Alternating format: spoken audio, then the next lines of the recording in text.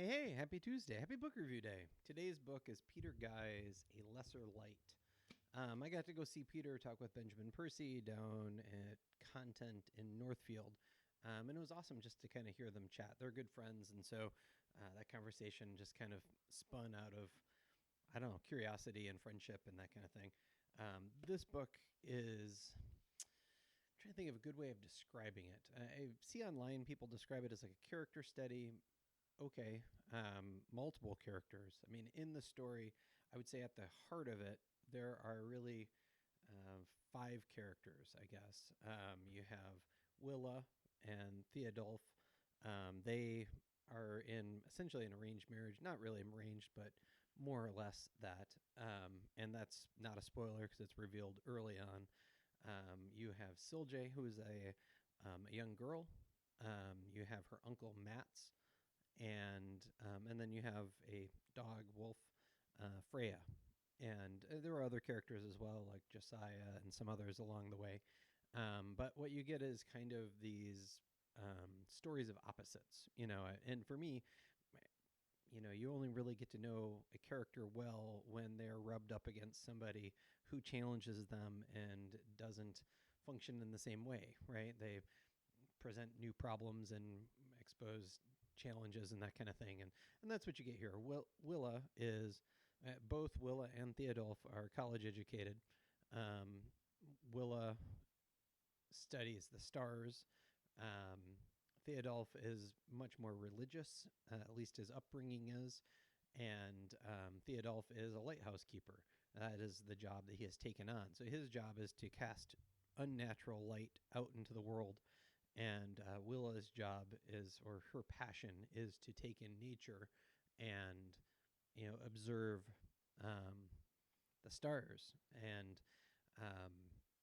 that is obviously at odds with an artificial light casting, making it more difficult to see the stars. And there's all kinds of other opposites throughout there as well. So I guess, the character study thing works. But there is plot and there is a story that happens here.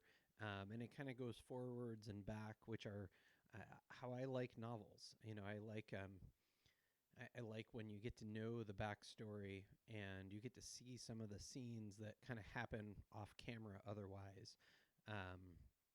And so you get this really wonderful build up of these characters, and you understand their motivations and you see them evolve. Some of them definitely more than others. And for anybody who's gone to the North Shore, this is more or less Split Rock Lighthouse, although Peter was very clear to say it's not it's not Split House or Split Rock Lighthouse. But it kind of is. I mean, he did a lot of research digging into that lighthouse, the history of it, the mechanics of running it.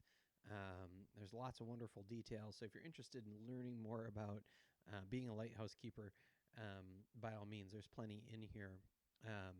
In that conversation, the question I asked Peter was essentially what got left on the cutting room floor, and he talked about all these other lighthouses, that he had written pages about and imagined other stories in and that kind of thing.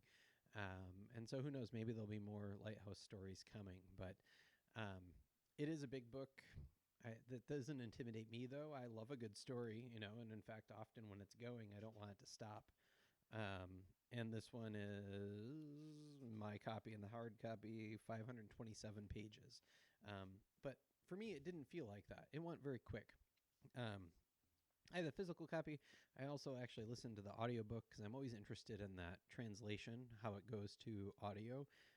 And I really enjoyed the audiobook of this as well. So, yeah, if you're into, and it's all set primarily like right around 1910, in that kind of period. So, historical fiction, sort of, in terms of the setting and the context and all those things.